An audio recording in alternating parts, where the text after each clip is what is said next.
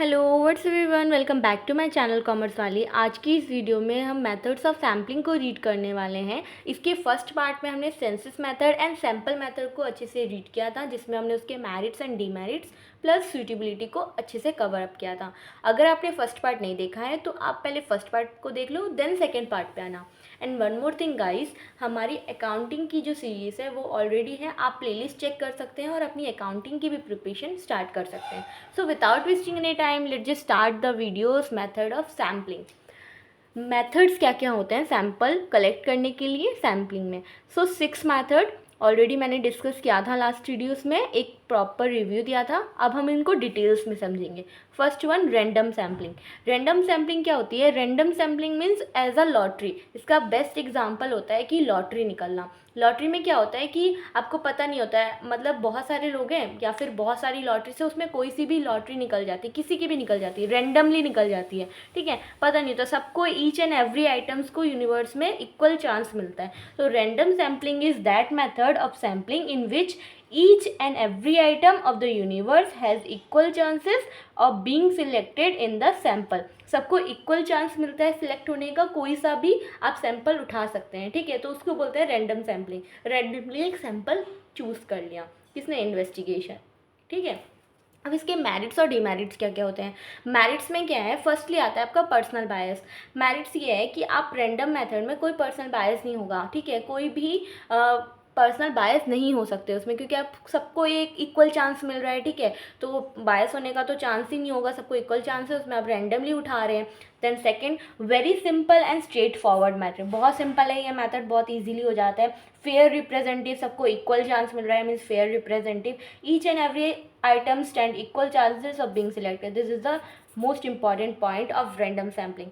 Then demerits क्या क्या हो जाते हैं? इंपॉर्टेंट आइटम्स में मिस, मतलब जो इसके इंपॉर्टेंट आइटम्स होते हैं वो मे भी मिस हो जाएं, क्योंकि आप रैंडमली उठा रहे हैं तो आपको ये नहीं पता है कि सबसे बेस्ट क्या होता है, कौन सा एक रिप्रेजेंटेटिव है उस सैम्पल में, ठीक है। लेना ज़रूरी था, क्या पता आपने वो छोड़ दिया हो, कुछ और ही ले लिया हो, ठीक है। तो इसमें इंपॉर्टेंट आइटम्स जो है वो मिस हो जाते हैं। Not suitable for important situation. Obviously जब रैंडमली आप सिलेक्ट कर रहे हो, कुछ छूट रहा है, जो इंपॉर्टेंट था वो रह गया है, तो इसलिए सुटेबल नहीं होता है इंपॉर्टेंट सिचुएशंस के टाइम पे, ये मेथड यूज़ नहीं होता। Now second is purposive sampling. ये सेकेंड मेथड है। और परपोसिव सैम्पलिंग का मीनिंग क्या है कि आप पर्टिकुलर कोई सैम्पल इन्वेस्टिगेशन करने के टाइम पे इन्वेस्टिगेटर का जो पर्पस है वो उस पर्पस के अकॉर्डिंग हिमसेल्फ ही आप वो सैम्पल चूज़ कर सकता है, उसकी मर्जी है कि वो कोई सा भी सैम्पल चूज़ कर रहा है, ठीक है। तो purposive sample is that method in which the investigation himself, वो कौन? अपने आप, ठीक है, investigation himself make the choice of the sample items which is in his opinion are the best representation of the universe। उसके according, उसके opinion के according उसकी चॉइस है कि वो कोई सी भी चीज़ एज अ सैम्पल चूज़ कर सकता है, रिप्रेजेंट कर सकता है एज अ होल में, एज एन यूनिवर्स में। अब इसके मेरिट्स एंड डिमेरिट्स को देखते हैं। Flexible in nature, obviously representative जो होता है रिप्रेजेंट कर रहा है इन्वेस्टिगेटर, वो फ्लेक्सिबल होता है, वो अपनी मर्जी से चूज़ कर रहा है, रिप्रेजेंट अपनी मर्जी से कर रहा है, कुछ भी चीज़ रिप्रेजेंट कर रहा है, ठीक है, खुद को ऐसा भी एज अ सैम्पल रिप्रेजेंट कर रहा है। तो इन्वेस्टिगेटर्स के पास ना फ्लेक्सिबिलिटी होती है, वो चेंज भी कर सकता है। It is very simple, yes, क्योंकि वो बहुत सिंपली कोई सा भी चूज़ कर रहा है, ठीक है। डिमेरिट्स क्या क्या हो जाते हैं? पर्सनल बायस हो जाते हैं। ऑब्वियसली जब इन्वेस्टिगेटर्स खुद अपने पर्सनल चॉइस से, एक तरीके से मैं बोल दूँ, हिमसेल्फ वो कर रहा है, तो उसके ओपिनियंस के द्वारा अगर वो कोई भी सैम्पल चूज़ कर रहा है और उसने ही जानबूझकर गलत बायस, मतलब वो एक तरीके से लेस रिप्रेजेंटेटिव या फिर हाई रिप्रेजेंटेटिव चीज़ों को चूज़ कर ले, तो उसमें पर्सनल बायस होने की पॉसिबिलिटी बहुत ज़्यादा होती है। नॉट रिलायबल, आप इस पर तरीके से ट्रस्ट नहीं कर सकते, ये रिलायबल नहीं होता है, क्योंकि एक जब आपका पर्सनल बायस आ जाते हैं, ठीक है, इन्वेस्टिगेटर्स जो हैं वो पर्सनल बायस के थ्रू सैम्पल चूज़ कर रहा है, तो रिलायबल होने का तो चांस ही नहीं है, आप उस पर ट्रस्ट नहीं कर सकते थे। तो ये है थे उसके demerits and merits. Now the third which is very important, stratified sampling. ये बहुत ज़्यादा इंपॉर्टेंट है और थोड़ा टफ भी है एक तरीके से। इसमें क्या होता है? According to this method of sampling, populations is divided into different stars having different characteristics, and some of the items are selected from each star so that the entire populations get representative। अब इसमें क्या होता है, इसको ध्यान से देखो। First इसमें जो भी सैम्पल होता है, मान लीजिए आपकी पूरी क्लास में, आपकी पूरे स्कूल में 100 स्टूडेंट्स हैं, ठीक है। तो आप इनके 100 स्टूडेंट्स को क्या करोगे, पहले तो आप इसको डिवाइड करोगे डिफरेंट डिफरेंट ग्रुप्स में। मीन्स फर्स्ट में आप बॉयज़ और गर्ल्स का ग्रुप बनाओगे, 50 बॉयज़ हैं, 50 गर्ल्स हैं, ठीक है। अब उन 50 बॉयज़ और 50 गर्ल्स में से भी आप 2 और ग्रुप्स बना लिया, 25 हैं जो 100 में से 80 के अबव लेके आए हैं, और जो बिलो 80 हैं उसमें 25 ले आए, ठीक है। अब यहाँ पे भी दोनों डिफरेंट है। तो यहाँ पे क्या होता है, फर्स्टली तो आप ग्रुप्स बनाते हैं, इन ग्रुप्स को ही बोलते हैं स्टार्ट। मीन्स यहाँ पे पहले उसने ग्रुप्स बनाए, मीन्स 100 स्टूडेंट्स थे, उसमें 50 बॉयज़ कर दिए, 50 गर्ल्स कर दिए, एक ग्रुप बना दिया जिसको हमने बोला शारजा। और उसके बाद उसने रैंडमली सिलेक्ट कर लिया, मतलब पहले तो उसने ग्रुप्स बनाए, डिफरेंट क्लासेस बनाए, ठीक है, डिफरेंट ग्रुप्स बनाए, और उसके बाद उसने क्या किया, रैंडमली कोई सा भी सिलेक्ट कर लिया। मीन्स 25 इधर से, तो इनमें से उसने मान लीजिए कि उसे स्टूडेंट्स काउंट करने थे, सैम्पल लेना था, तो उसमें से उसने यहाँ से कुछ स्टूडेंट्स ले लिए, यहाँ से कुछ स्टूडेंट्स ले लिए, या फिर इन चारों में से कुछ स्टूडेंट्स ले लिए, वो उसके ऊपर डिपेंड करता है। सैम्पलिंग रैंडमली सिलेक्ट कर लिए उसने, ठीक है, ये डिपेंडेंट नहीं होता। और मे बी उसने सारे स्टूडेंट्स यहाँ से गर्ल्स में से सिलेक्ट कर लियो, बॉयज़ में से सिलेक्ट कर लियो, एक प्रॉपर सैम्पल लेने के लिए। तो यहाँ पे पहले वो मेनली बोलते हैं स्ट्रैटिफाइड सैम्पलिंग में कि आप पहले ग्रुप्स बनाइए, और ग्रुप्स बनाने के तो उसने रैंडमली मतलब सिलेक्ट कर लिया, ठीक है, उसने चूज़ नहीं किया उसमें से रैंडमली, पर्पोसिव भी नहीं था यहाँ पे, रैंडम में, मतलब स्ट्रैटिफाइड में क्या हुआ, एक पहले उसने ग्रुप बनाया फिर रैंडमली चूज़ कर लिया। आई होप आपको स्ट्रैटिफाइड सैम्पलिंग का मीनिंग जो है समझ में आया। अब इसके मेरिट्स और डिमेरिट्स देखते हैं, ठीक है। तो स्ट्रैटिफाइड सैम्पलिंग में मेरिट्स क्या क्या हो जाते हैं, this methods cover diverse characteristics, कोई से भी डाइवर्स कैरेक्टरिस्टिक्स जो है वो कवर्स कर देता है, ठीक है। रिलायबल होता है, बहुत ज़्यादा ट्रस्टेबल होता है, क्योंकि आपने पहले ग्रुप्स बनाए हैं तो ईच आइटम्स कवर ऑलमोस्ट हो ही गए हैं, ठीक है, सारी चीज़ें सबको इक्वल चांस मिल गया है चूज़ होने का, तो रिलायबल है, ट्रस्टेबल है, ठीक है। कंपेरेटिव रिजल्ट आते हैं, मतलब कि एक तरीके से कंपेरिजन कर सकते हैं आप उनके रिजल्ट्स को, ठीक है। नाउ इसके डिमेरिट्स क्या होते हैं, लिमिटेड स्कोप्स हैं, इसके बहुत ज़्यादा लिमिटेड स्कोप्स होते हैं, जल्दी से एकदम से ऐसे नहीं किया जा सकता, ठीक है। नाउ पर्सनल बायस एक तरीके से डिमेरिट्स यहाँ पे ये आ जाते हैं कि मान लो अगर आपने जब इन्वेस्टिगेटर्स जो है वो ही तो ग्रुप बना रहे हैं ना, वो ग्रुप बना रहे हैं, तो क्या पता वो अपने मतलब अपने आप ही वो गलत ग्रुप बना दे, उसके माइंड में ये हो कि जो अच्छे स्टूडेंट्स हो उनको ही कवर अप कर ले वो, और जो कम लेस रिप्रेजेंटेटिव स्टूडेंट्स उनको मतलब छोड़ दे, तो वो पर्सनल बायस वहाँ से क्रिएट हो सकता है, ठीक है। कि अगर इन्वेस्टिगेटर्स ही है ना एक अनफेयर तरीके से सैम्पलिंग कर दे तो वहाँ पे पर्सनल बायस आ सकते हैं। Not suitable for small universe हैं, तो ऑब्वियसली क्या होगा कि आप ग्रुप्स ही नहीं बना पाओगे। जब छोटा सा यूनिवर्स, आपके पास छोटा सा कंटेंट है, उसमें से क्या ग्रुप्स बनाओगे, अगर ग्रुप्स ही नहीं बन पाएंगे तो फिर फर्दर उसमें से आप कैसे रैंडमली सिलेक्ट कर पाओगे, ठीक है। तो स्मॉल यूनिवर्स के टाइम पर ये जो मेथड है वो यूज़फुल नहीं होता ना। Next is fourth one, systematic sampling. Systematic sampling बहुत ज़्यादा इंपॉर्टेंट भी है और बहुत ज़्यादा इंटरेस्टिंग भी है। सिस्टमैटिक सैम्पलिंग में क्या होता है, साइंटिफिकली मेथड यूज़ होता है। According to this method units of the populations are numerically, geographically and alphabetically arrange. पहले न्यूमेरिकली या फिर ज्योग्राफिकली या फिर अल्फ़ाबेटिकली अरेंज किए जाते हैं, ठीक है। मतलब जितने भी आपके पास यूनिवर्सल डाटा है उसको पहले आप अरेंज करो। जैसे मान लीजिए कि आपको बेस्ट एग्जांपल इसका है लगता है असेंबली में, जैसे स्कूल असेंबली में क्या होता था कि स्टूडेंट्स एक तरीके क्लास वाइज खड़े होते थे, और उन क्लास वाइज में भी हाइट वाइज खड़े होते थे।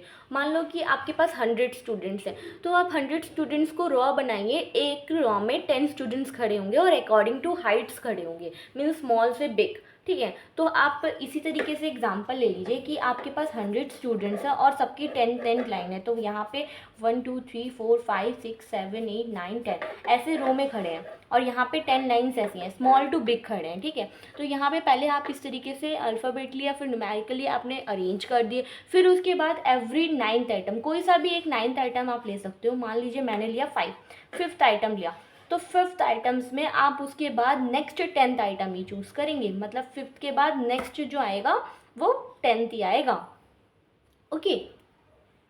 एक फिफ्थ के बाद 15 आ गया, फिर उसके बाद 10th इसमें और प्लस कर दो, 10th आइटम प्लस करने के बाद 25, 35 ऐसे करके आएंगे। ठीक है, 10th आइटम चूज़ होगा। पहले आपने एक nth टर्म चूज़ कर लिया और उसके बाद उस nth टर्म के अकॉर्डिंग ही आप रो में सिस्टमेटिक वे में आप सैम्पल चूज़ कर रहे हो। ठीक है, आई होप आपको सिस्टमेटिक सैम्पल जो है वो समझ में आया हो। इसके मेरिट्स क्या हो जाते हैं? सिंपल मेथड है, सिस्टमेटिक वे में एक मेथड एक एनर टर्म चूज़ कर ली और उसके अकॉर्डिंग आप जो सैम्पल है वो चूज़ कर रहे हैं। No personal bias, obviously personal bias नहीं होंगे। आपने रेंडमली अपने एक प्रॉपर सिस्टमेटिक वे में चूज़ किया है। ठीक है, सिस्टमेटिक मैनर बना के अरेंज करने के बाद एन टर्म चूज़ किया है, तो नो पर्सनल बायस। डीमेरिट्स क्या क्या हो जाते हैं? Every item is not included. Obviously यहाँ पे सारे आइटम्स जो है वो इंक्लूडेड नहीं होते। मीन्स मान लीजिए कि आपने फिफ्थ एन टर्म चूज़ किया बट ज़्यादा इंपॉर्टेंट होगी, मान लीजिए कोई उसमें से 6th आइटम ज़्यादा इंपॉर्टेंट, लेकिन यहाँ पे क्या हुआ, यहाँ पे तो आपका प्रॉपर फिक्स्ड हो गया ना कि आपकी 5th आइटम है तो नेक्स्ट 10th आइटम ही चूज़ होगी। मीन्स नेक्स्ट नंबर 15 का ही है। ठीक है, उससे पहले कोई नंबर नहीं आ सकता, उसके पहले 12 या 13 या 14 कोई सा नंबर चूज़ नहीं हो सकता। ठीक है, तो वहाँ पे अगर 12th वाला ज़्यादा इंपॉर्टेंट हुआ, 13 वाला ज़्यादा इंपॉर्टेंट, तो उसके साथ एक तरीके से अनफेयरनेस हो जाएगी कि एक प्रॉपर आप सैम्पलिंग डाटा यूज़ नहीं कर रहे हैं, तो वहाँ पे एवरी आइटम इंक्लूड नहीं होता। Purpose of sampling is defeated. Obviously same चीज़ की जो सैम्पलिंग का नेचर है, सैम्पलिंग में क्या होता है कि सबको इक्वल चांस मिलना चाहिए। यहाँ पे एक तरीके से इक्वल चांस मिलना कम हो जाता है क्योंकि फिक्स हो गया है कि आपको 10th आइटम चूज़ करना है एवरी 5th आइटम से।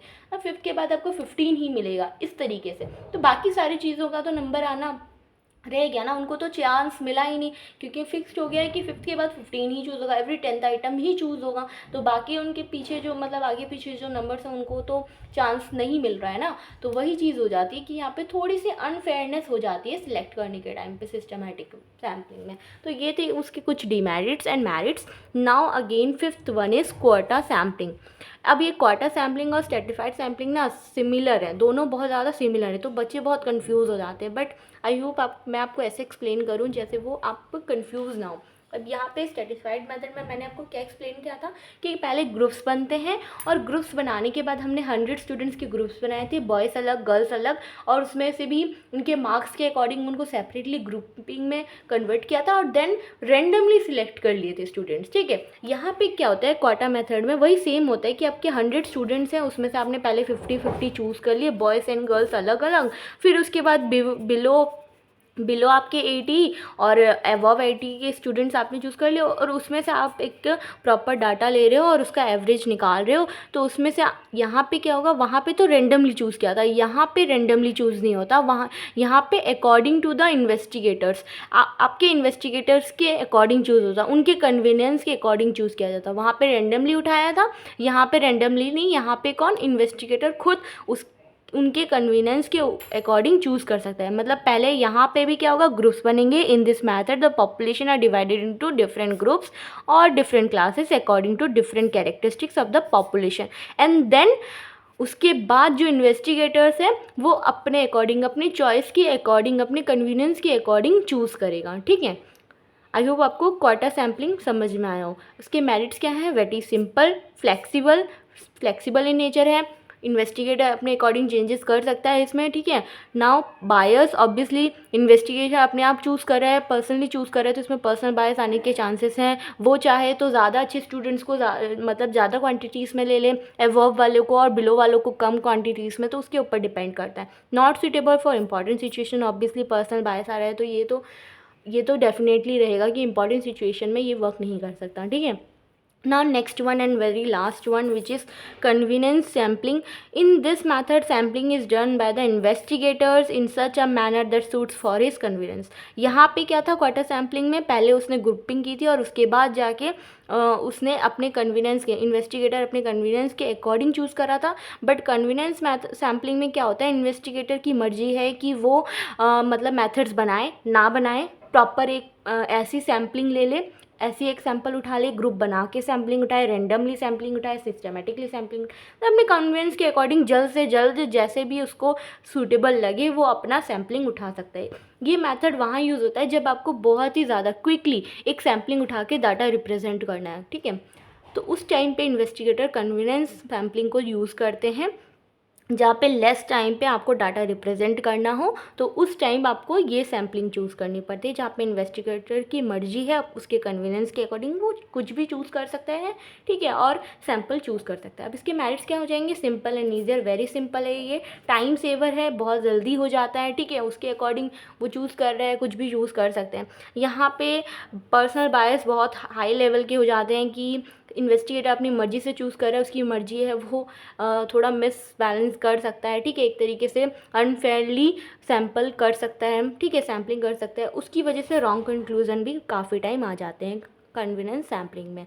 सो आई होप आपको ये जो 6 सैम्पलिंग मेथड्स थे, मेथड्स ऑफ सैम्पलिंग के, वो बहुत अच्छे से समझ में आ गए हो। अगर आपको कुछ भी डाउट्स हैं तो आप कमेंट सेक्शन में पूछ सकते हैं। और इसी के साथ आपका जो census and sampling methods of sampling था, चैप्टर 3 क्लास 11 का, वो ओवर हो जाता है। इसके सारे टॉपिक्स हमने ऑलमोस्ट कवर कर लिए हैं और ये चैप्टर ओवर हो गया है। उसके बाद हम नेक्स्ट ऑर्गेनाइजेशन ऑफ डाटा को पढ़ने वाले हैं, ठीक है। सो आप अपने अकॉर्डिंग इसके नोट्स जो है बना सकते हैं और अपनी प्रिपरेशन स्टार्ट कर सकते हैं। और अगर आपको कोई भी डाउट है तो कमेंट सेक्शंस तो है ही। So thank you everyone, like subscribe and share, please support and please subscribe my channel, so your support to me.